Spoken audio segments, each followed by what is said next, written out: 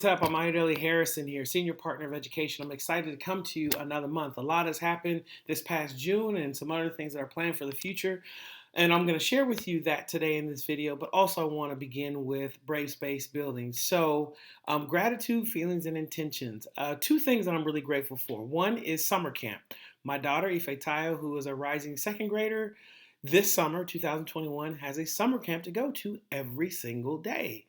So I'm excited about that because that just did not happen in 2020 because of the pandemic. The second thing that I'm grateful for is that my son began his first semester of college. Yes, summer semester of college at Georgia Tech just last week. And so just excited for that to be moving forward and very grateful for my wife and us working together and supporting and nurturing him, but then also the village and the community that we have around him and just how much they've contributed to him. So just grateful for that we've reached another milestone. High school graduation, now beginning college.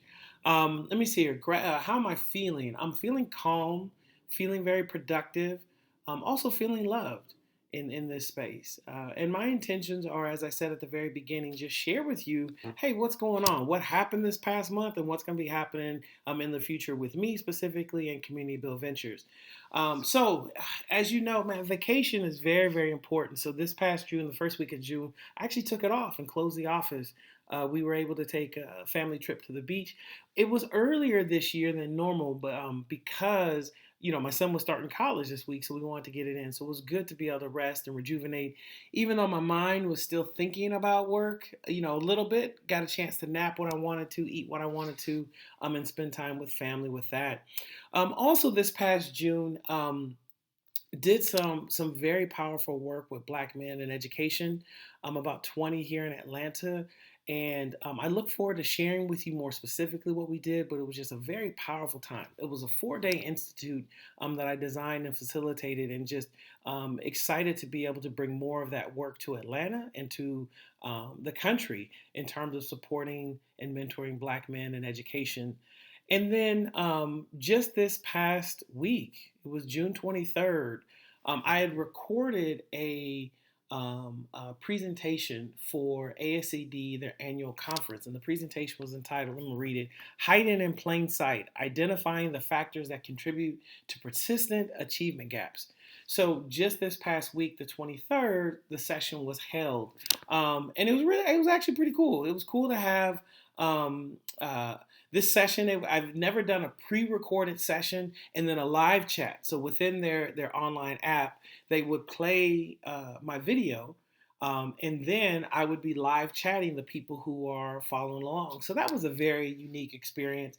I'm glad for the chat feature, just because it's kind of, I didn't know what to do while a video was being played. I didn't know what was going to go on, but to be able to engage with some of the people that were in the presentation in the portal was really cool, to just say hi and see where they were from, answer any specific questions that they might had at the time that they were recording that. So that was really interactive. If you want to learn more about that, but that's you can go on ASCD's website.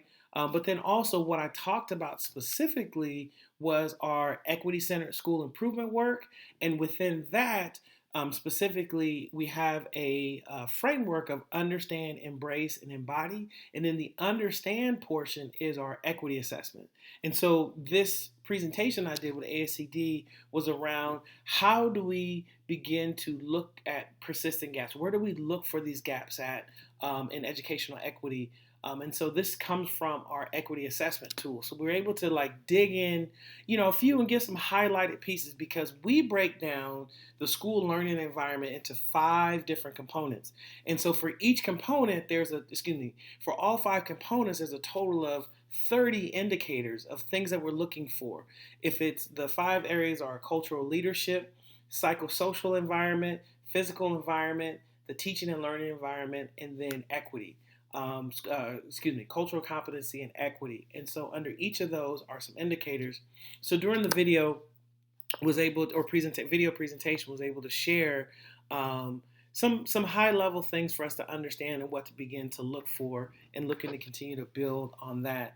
Also, this past month, just last week, I think it was June 25th, or 26th, I'm not sure, whatever, I think it was the 25th, was able to work with an organization on brave space building. And while we didn't do all of brave space building, what they were looking for is how could we use a portion of brave space building, which is the gratitude, feelings, and intentions, to really create an opening ritual for meetings, and also for they work with students across the city of Chicago and beyond, and so with advisory. So what does it look like to begin to take pieces of brave space, the gratitude, feelings, and intention, and then begin to use them to build community, to help themselves as advisors, as adults, as leaders, and then the students that they work with really begin to engage, connect, deepen empathy, but then also show up authentically. So it was really great to just take a moment to introduce Brave Space to the community, and then have them brainstorm about what might it look like in regular practice. So again, just the first three pieces, how would that look if we were opening up an advisory and building consistent community every single day? So that was it. That was fun to work on that project, to spend a few hours on the 25th, really working with that community who expressed some concerns and fears, about working with children. How do we build community? Some of them aren't regularly working with children. They might have taught in the past, or they might be working in education space in some way, but supporting children is another way. And so some of the concerns were, what happens if everybody doesn't participate? What happens if someone doesn't turn on the camera? And so we had to talk about what it meant to build community and meeting our students where they're at. And also, as a facilitator, not taking our students' response personally, but giving them the space to engage when and how they're ready, and nurturing them along that journey for them. So that was good to just be able to have that time to help an organization really work through how they're going to continue to support children using a piece of brave space building. So again, this month was also filled, still, well, quite honestly, y'all, I've been recording but not posting on Iodelli Speaks, my podcast. It just the first week it was vacation. The second week I was facilitating this Institute for Black Men. The third week I was playing catch up. And so I didn't get it. I recorded, but I didn't get a chance to post. But I did want to share that there was one post that I just put up a few days ago. I think it was on the 24th I put up. It was called Summer's Off. And I'll post the link below, but on my podcast. And really what it's talking about is, many of you all are educators in the space, but if you don't know, summertime is a great time of actual learning for educators. People seem to think teachers take the time off to go sit on the beach, drink Mai Tais, and so on and so forth, and they do. But they also take the time to really push themselves, to take courses, to complete certification, to finish whatever degrees that they might be working on, to engage in professional learning that they might not have had a chance to during the year. And so during the Summers Off podcast, I recommend that you click and take a link. I share what are teachers doing, how are they spending their time, and their time is their time. They can spend it whatever the way they want to. They've earned that. But just know that I guarantee a large portion, more than 75% of educators, it is there are summers off, but it's actually a summer of learning. And if we're talking about our school leaders, they might have 2 weeks, maybe, and sometimes those weeks are separate, of downtime, but they're thinking constantly about the reopening of schools, especially with the 21-22 school year about to open, and some schools are going back to face for the first time. Buses are going to be running, cafeteria is going to be running, teachers are going to be back in the building, all these things. So you better believe there are a ton of school leaders and educators really working hard to ensure that there is a smooth reopening to schools. Again, it's not going to be perfect, but it's going to be a smooth reopening. So take a listen to that. And then also in previous sharings on this platform, I've talked about the challenges of being an equity center facilitator, and the things you have to think about and consider, and the weight, right? Like the importance of what a highly trained and qualified facilitator means for the community, especially if you're really about centering racial equity, if you're really about centering healing and creating brave spaces, it's important for us to be trained. And so on the BMEstalk.com blog page, you can see below, actually posted a blog on the fundamentals of facilitation for equity-centered work. So take a look at that. We're going to expand upon that in the future months on the CommunityBuild Ventures blog, but I wanted to give you a sense of kind of what to be thinking about, what should you be doing, and understanding the importance of training and holding the skill of being able to hold the room and be responsive to the room.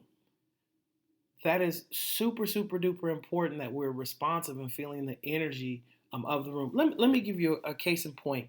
Like I said, 2 weeks ago, I was facilitating this work with Black men, and something was said in the space, and one of the men asked a question, and um, I wasn't quite sure of how he was receiving. I wasn't quite sure of how he was receiving um, the feedback from others in the room on this particular question.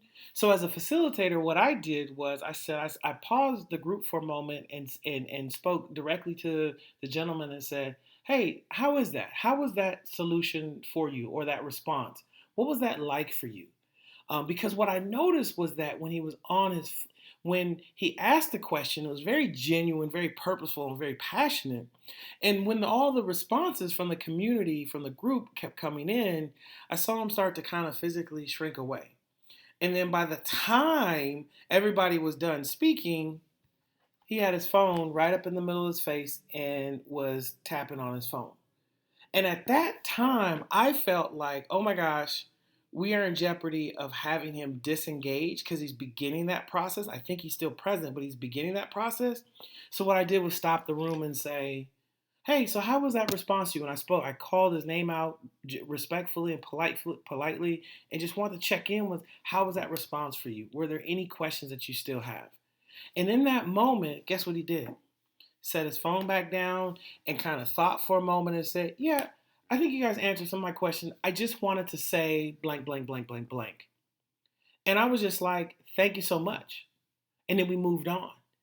But that one pause for an additional 3 to 5 minutes to allow him to bring closure to his own question helped him re-engage him back. He put his phone down and he was present with us the entire time. So facilitation is critical. Being skilled, knowing how to read the room is so important. It's not about having all the knowledge in the room and the understanding. It's really about, how do we see the room receiving? What types of questions are we asking? How are people responding to it? And then how do I make time to ensure that we circle back around with people, sometimes in a very public way, meaning holding the group up and engaging, or sometimes one-on-one, to ensure that people continue to feel like they have a place and that they're engaged with that. So again, we just went into some a few pointers that you should think about in this blog, but take a look at it. We think it'd be very, very beneficial for you to read. And if you want to learn more about Equity Center facilitation, go ahead and reach out to me, because it applies in so many different spaces, whether we are leading professional learning, learning institutes, whether we're doing affinity groups, whatever that might be. Quality facilitation is important, especially if you're trying to move to a place of centering racial equity and helping groups of people be their most productive selves in potentially their most uncomfortable situations. More to come with that a little bit later. So that was a month. The month, as I said, was full of a lot, and just feeling really great about it. And so, what's to come? Oh my gosh, big announcement. All right. And I'm going to jump ahead to what's coming on. We just, via social media and email blast, if you didn't get it, you're getting the blast now. The BME's Talk Leadership Lab is back. Yes, we had a very successful BME's Talk Leadership Lab that went from February 2021 through May of 2021. We had such a great success. Over 60 Black men were registered for that. We had about 6 different schools by 5 or more tickets, which was exciting about that. So we decided to bring it back again. And so this September 22nd, we're relaunching the BME's Talk Leadership Lab. Man, it's gonna be we're just doubling down. We're gonna do some of the same things, but put a slight new spin on it. James Price, my facilitation assistant, my co-facilitator, we're gonna be back again. We're planning something. So now I'm gonna tell you, get your tickets. I'm gonna put the link below. What we want to do is, if you'll notice, on the ticket link right now, the way that it looks, we're selling them in bundles. So it's a 2-ticket bundle, a 5-ticket bundle, and a 10-ticket bundle, because we do not want Black men to come alone. We do not want you to come. We want you to bring somebody. Come with somebody, either a friend, somebody from your school, somebody from your district, somebody from your network. We want you to be a part of that. Also, we're seeking sponsorship. We want to ensure that that schools and school districts know that this is explicit, unique, affinity, Black men and education centered professional learning. And so the framework that we use, and so we want districts to invest in their Black men by buying tickets for them and sending them to this one. It'll be September 22nd all the way through November 3rd. Now, if you think about it, I have a friend, Kofi Kinney. She's based here in Atlanta, Georgia, an exceptional instructional coach and educator and teacher leader. She said she calls October Rocktober, right? Because that's, for a lot of teachers, is the beginning of a hard month. We got started, if you're in the South, in August. We got up and going. September's going. Labor Day was there. We had Labor Day break. September is now flowing, and the honeymoon period is kind of ending. And Rocktober is that hard month because there's not very many, 3-day weekends or anything that's happening within there. And so it's a lot of teaching, a lot of engaging of kids, and it can be a very stressful month. We designed the BME's Talk Leadership Lab, this one coming up, September 22nd, to actually go through Rocktober. So it's September through early November. It's going to end just before the Thanksgiving break. And so we're excited to be able to have a community for Black men in education to connect with. We don't know what's going to happen this particular school year. There's going to be a lot of educators going back to schools face-to-face for the first time. There's some who've been face-to-face and hybrid in the 2021 school year who will all be face-to-face. But I'm anticipating, at least here in the South, that all schools are going back face-to-face. There's going to be a lot of learning. There's going to be a lot of challenge, a lot of energy, a lot of adapting, a lot of things that get reacclimated with. And having a space that provides mentorship and leadership development for Black men in education is super important. This is why we're relaunching, or not relaunch, we're launching again the BME's Talk Leadership Lab. We think it's especially connected for those who are early career teachers, those who are from 0 to 5 years.